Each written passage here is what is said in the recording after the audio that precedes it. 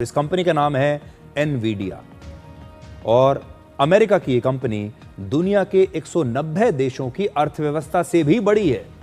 आज एनवीडिया का market cap $5 trillion यानी 440 लाख करोड़ रुपए का है और दुनिया में पहली बार किसी कंपनी का मार्केट कैप इतना ज्यादा हुआ है।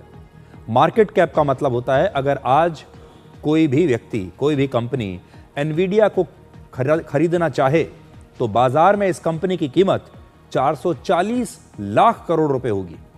और आज एनवीडिया अगर एक देश होता तो अर्थव्यवस्था के मामले में दुनिया में तीसरे नंबर पर होता और एनवीडिया से ऊपर केवल अमेरिका और चीन की अर्थव्यवस्था होती।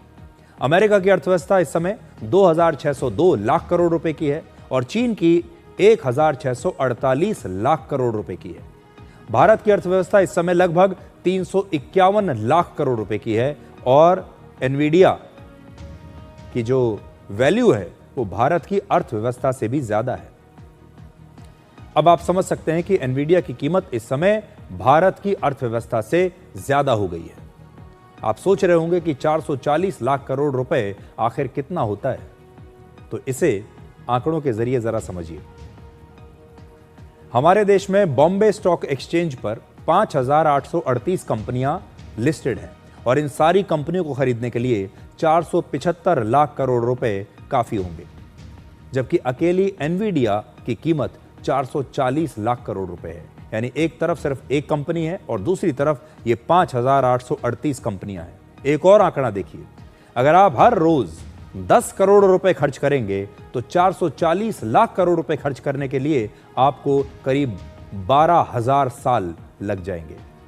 10 करोड़ रुपए हर रोज आप 12,000 साल तक खर्च कर पाएंगे, तब जाकर इतना पैसा खर्च होगा। यानी इतना पैसा खर्च करने के लिए आपको न जाने कितने जन्म लेने पड़ेंगे। इन आंकड़ों को देखकर आप सोच रहे होंगे कि ये कंपनी आखिर ऐसा क्या करती है, क्या बनाती है कि इसकी कीमत इतनी ज्यादा है।